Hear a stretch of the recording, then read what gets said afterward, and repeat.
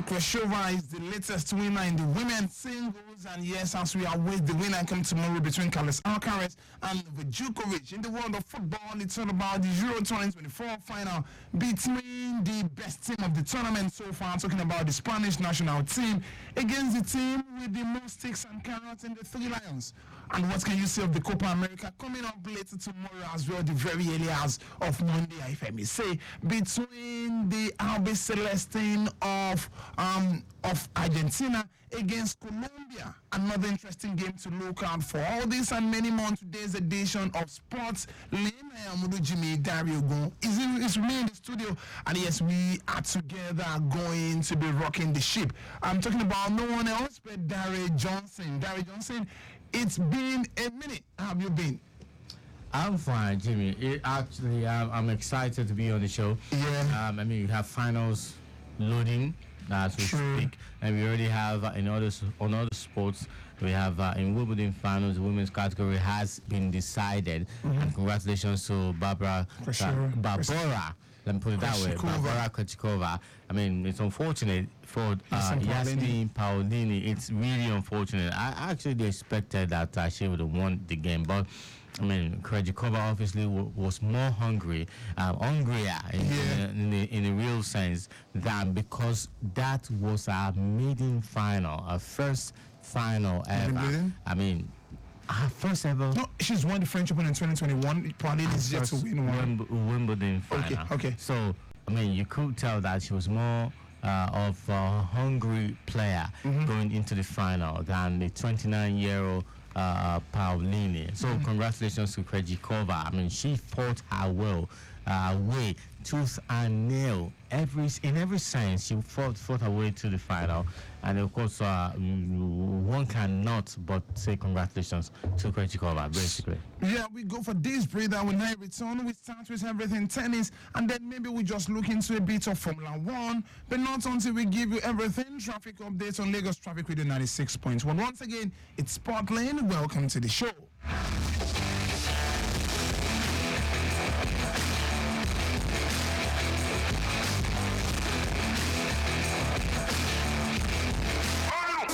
And I'm Victor the Viper. I just want to advise you to leave sooner, drive slower, and live long. This is Lagos Traffic Radio 96.1. Be safe.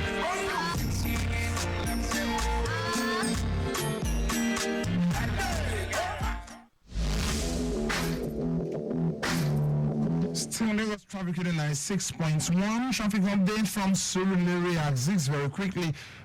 Reported broken down of a loaded truck with mechanic for descending Stadium Bridge inward Alaka. Effort is ongoing for its evacuation, while traffic managers are visible doing the needful. Once again, a broken down loaded truck with mechanical faults descending Stadium Bridge now inward Alaka. At the moment, effort is ongoing for evacuation, while traffic managers are doing the needful. Still in Lagos Traffic Radio 96.1. Let's also let you know that, and yes, in relation to road rehabilitation ongoing by the LSPWC at underneath Daleko Bridge in Ijano Solo, inward motion still going on. Yes, but the road will be closed till tomorrow. Yes, motorists should make use of alternative routes. Once again, that is the update in relation to road rehabilitation ongoing by the men of LSPWC at underneath Daleko Bridge, Ijano Solo, inward motion. Yes, they can tell you that that rehabilitation is still going on, but the road will be closed till tomorrow. So motorists should make use of alternative routes. Another break beckons. When I return, we talk everything Formula 1, so we need the streets of Lagos and a bit of the streets of China. Maybe we also do Austin riding in America, Brazil as well in Interlagos, Lagos. That sounds familiar. Record of life. Everybody get their own lane. I beg, maintain your own lane. And if you must use the next lane, make you trafficate well. Make me for no get big gay for the road. My name now is Son, aka Mr. Sons, and King Maker Boogies. Record cause I gotta pay bills. Record cause I wanna live big.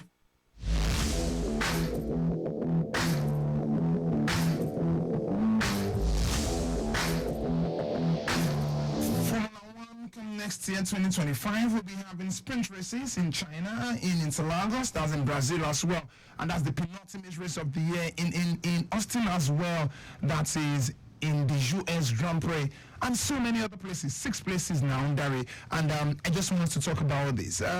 Sprint race looks like it's the new deal right now in Formula One. Started with Belgian Grand Prix, that was last year, and now it's beginning to get attention. According to the report, they've recorded more spectators in sprint races than even the race proper, and so they felt maybe we should just make this an habit, extending it or increasing it to 6. Before it was 4, now 5, and now it's 6.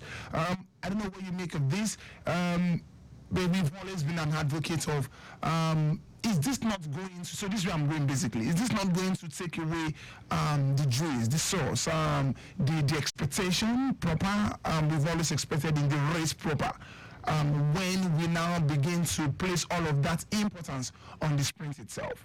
Well, I think that when the sprint race was introduced, you could tell that it was just to know whether or not the fans will be happy about the sprint. You know, more like the sprint is an opposite of marathon.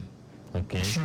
If you have a race that you could say, okay, it's going to take like 1 hour, and you have a sprint that will take 20 minutes. What do you pick? And you know you have to do 1 or 2 things. You have to experience the practice sections. You have to sessions. You have to experience the qualifying sessions. And then you have a sprint race. I would not be surprised, really, if they say they are scrapping the marathon race and it's just a sprint, and that means distance will be reduced. Okay, so this is where I'm going now with that. I mean, you've jumped the gun already.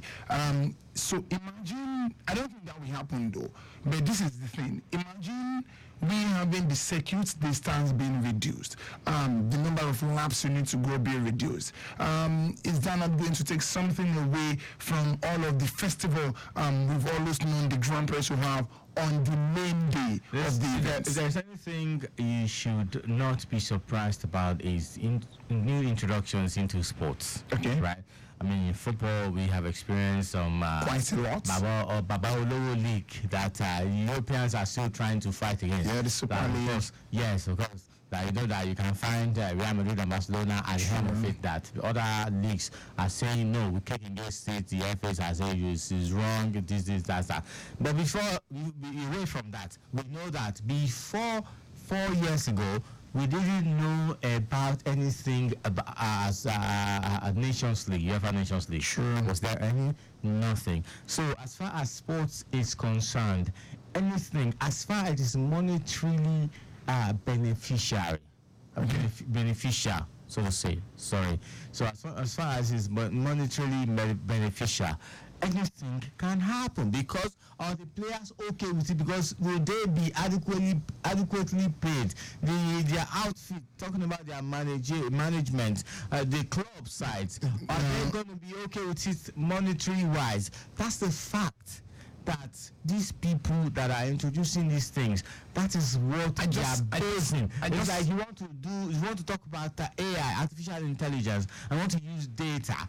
What data is backing your support or your invention of artificial intelligence? Support we know that is future. Dari, it boils down to what we've been talking in all the sports all this while. Now again, we are beginning to see that another sports body now is gradually moving away from the razzmatazz, the entertainment, the natural feel we have from every sports event like this, to the numbers, the viewership, then the income at the end of the day, 40% increase, all because of the sprint race. So they are tilting in favor of the increase rather than the traditional events we used to have, the historical events we used to have, the methodical way, a certain way we've always had it. Call it stereotype. But I also think that there are some things that are meant to be and not meant to be automated. Now you bring the sprint into this, you make it an habit. Before you know it, the sprint that goes across all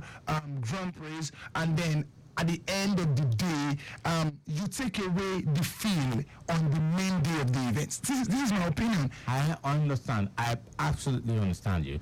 But as I said, the organizers, the people that introduce these things, they do not want to feel what the fans feel. Okay. The fans aspect. So which would you choose? Hold on. Which would you choose? I would choose what gives the fans joy. But as it is in this world and in the world that we are stepping into, it will not be about what the fans feel. It will be about who gets the most money. Because at the end of the day, it's a love of money that sees the drive of all of these things. And by the way, the world will not be, something else at the end of the day. By the way, the fans are also tilting towards that. I mean, the numbers are increasing, and then they just need to take advantage of that. So, the reason the Formula One if the fans and the viewership is not increasing, definitely, FIA will not be making such rules and increasing the number of sprints at the end of the day.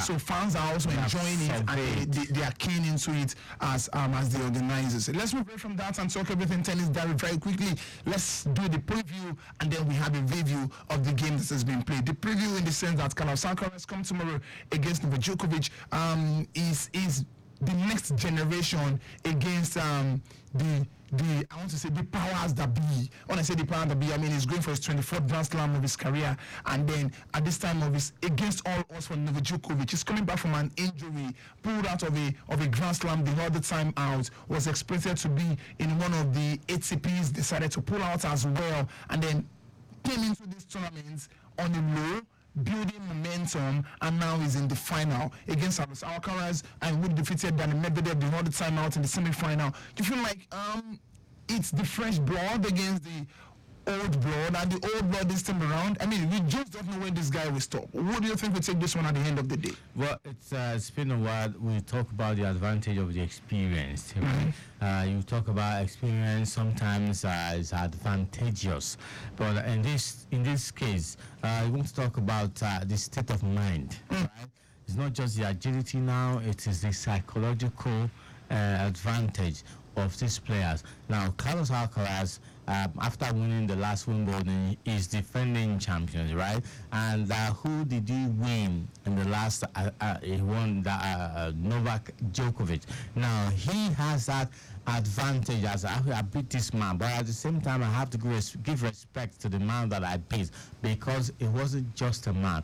He was world number one at the time. Was also someone that you have to give respect. If you talk about the biggest, the best player on a court or any court, tennis court, just mention him. When you mention top three, you have to mention him. If you talk about top three overall, of course, you mention. But if you talk about top two, you should put him in number one. If not number one, he's number two. I'm talking about in the absence of Rafael Nadal. But at the end of the day, when all things are said and done, believe me, my brother, this man, I'm sure he has a mission. He knows that this guy is young, he's agile. Talking about body system, talking about body movement and the spirits and everything. Physique. I think Carlos Alcaraz has an edge over Novak Djokovic. The good thing for Novak Djokovic is that he has a game that he didn't play because of a withdrawal in the quarterfinal. Because of withdrawals. A certain player said, okay, I can't do this because my body cannot take it. So he has that rest. That's the advantage that he has. But talking about the mindset, I think Alcaraz has an advantage. Alcaraz could become the 9th player in the Open era to retain the Wimbledon title after Djokovic, Dari. Rod Lava, talking about another person, John Nickenberg, not forgetting Bojog, not forgetting John Ekman, as well as Boris Becker, Peter Sampras, as well as Roger Federer. Apart from all of this as well, Alcaraz could also be on the part of the Spanish national team. The Spanish national team in 2008 won the World Cup and won the Euros, and then Rafael Nadal won the Wimbledon. In 2012 as well, they won the World Cup. Spaniard also win, and Rafael Nadal also win the Wimbledon. Then in 2012, another Euros as well, Rafael Nadal won the Euros, and then guess who is winning again? It's certain with Spain is winning the Euros, and then Nadal is also winning the Wimbledon. Now in 2014, Gary, the Spanish, 2024 rather, the Spanish national team are in the final of the Euros, and then you have a certain Carlos Alcaraz, another Spaniard in the final. So it looks like maybe the stars are aligning for him to win it again, but we wait and see, because he's playing against a man who understands how to play against the tides. As I said, the only thing that can stop Carlos Alcaraz is his psychology, his mental state. I believe that everything is going well for Alcaraz. The agility, he's young, he's hungry, right? He knows what he did the last time. He wants to do it again. So he's not under any pressure, if you ask me. If he knows what he's doing, he's not under any pressure. It is Djokovic that should be under pressure. Yes, because he's the one that's a big man. He doesn't want to lose to the youngster.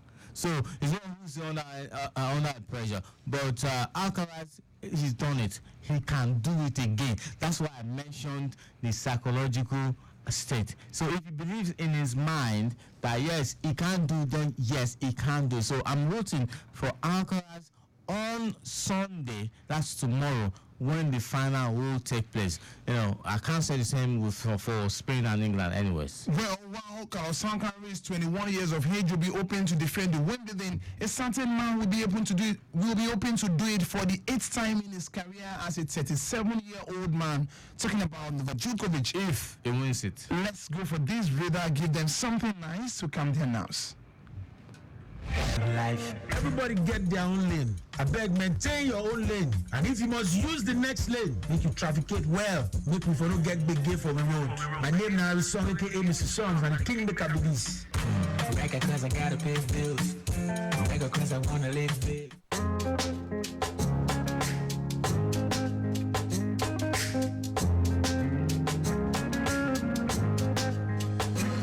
When you there, so you go there all alone. When you succeed, they go call you their own. Now because you don't there for the trouble, when they call you one.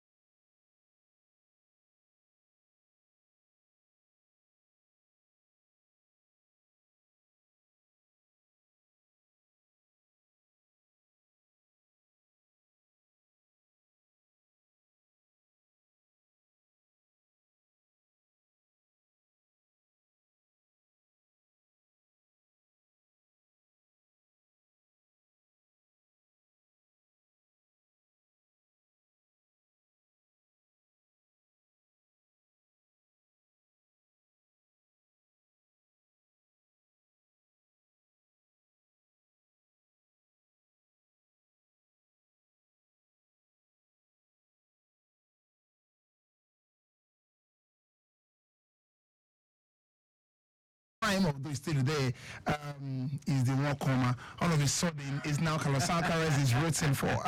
So it's Carlos Alcaraz has won from one. Absolutely. Let's move away from that, Dari. Let's talk Nigerian football, and we are starting with the Super Falcons. Taking me places, telling everybody so we be friends. This is the only football team we have going into the Olympics after the Dream Team failed to live up to their dreams. And the Super Falcons now.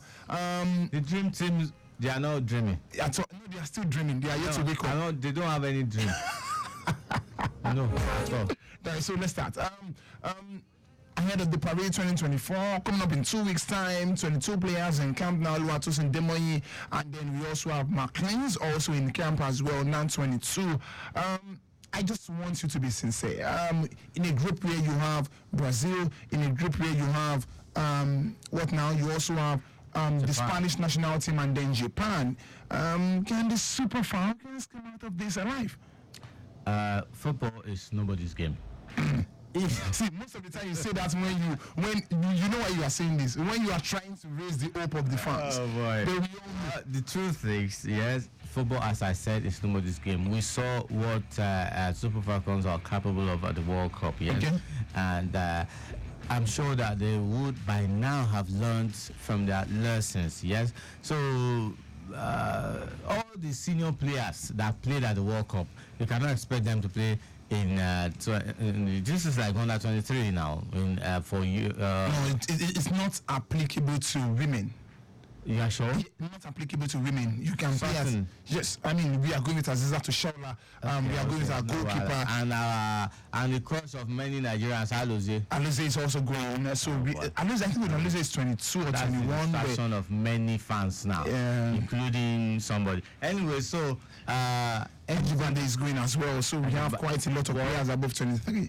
I'm just going to say that they should experience the beauty of the Olympics. So enjoy themselves. Anything can happen if you just believe in themselves. The coach should also encourage them that they can achieve anything. That is what happened in 1996 Olympics in Atlanta. I'm sure that Well, but our group wasn't as deadly as this. it doesn't matter. We played against the biggest teams at the Olympic in 1996. I'm sure when the tournament was about to start, the Olympics was about to start, nothing or no one prepared them in their mind, prepared their mind for that okay, you're going to get to the final or even lift it as the first African. So they should just express themselves, take their chances. We never know. Maybe when they progress to the next round, they start to dream. That's a fact. Okay, so let's wrap up the Olympics and then Nigerian football with everything. Did you see this coming? Paul Ofor joining Canopilas been sacked by Sporting Lagos, and he joined Canopilas. I mean, Canopilas have been known for going for the likes of Abdul Maikaba and the relatively experienced coaches. Going for The first time, Fidelis Lesuku, remember, left Heartland. well, Ilechuku at that time, wealth of experience with MFM and all of that, Atland, and then went to Abia Warriors and all And of you that. didn't think that the man that left Sporting Lagos, that was more like Cinderella for the whole of last season. Ilechuku had a last season they were in the NNL and they came from the NNL. It's last season. That's what last season. Now the season that just gone. And the Cinderella put them where they are now. It doesn't matter. Because they were a team that everybody enjoyed. Everybody enjoys to watch. No, everybody did not enjoy them. Say this Lagos fans, so nobody enjoyed them. Even before And that's for the first time for the first half of the league. They were really maybe. No, I'm not talking about Ofo now being appointed. I'm talking about how Canopilla surprised us all. I mean, Ofo was not on the list. I mean, among the names being speculated, and then they appointed Ofo when Maikaba and others were mentioned. I think it has to do with the coach's psychology and philosophy. Sometimes the coach might not succeed in the team where he's coming from, but they know that the path that or the example that is laid in the team. What example? The one that got them to relegation. Stop saying that thing. Liverpool that have appointed Arne Slot. She doesn't go start. Okay, Maresca of Chelsea, Inko. Maresca of Chelsea. Okay, so I understand Maresca. Maresca won the championship. Maresca won the championship. House of Manchester United, Inko. What are they now doing? I did not against the City rivals in the FA Cup. What are you talking about? This is MPFL. This is MPFL. I'm just giving examples. See, you know why I'm surprised. Situations that are similar. You know why I'm surprised? Because it's like you said, maybe they are looking at it is Ofo is basically out of those names you will ever think of when you are thinking of. It might surprise you. And for a club that is not northern rooted that much, I wasn't expecting Paul Ofo, but hey, kudos to Ofo. I mean, for him to have secured that job, it might shows surprise he has a lot to offer. Unless you just appointed him just for appointment's sake. If because of what he believes, his philosophy or something, Maybe, just maybe he convinced them enough. We will talk about this at a later time in the course of the new season, and then you'll probably With 2 minutes to leave the studio, let's talk Euro 2024 finals between Spain and the Three Lions of England.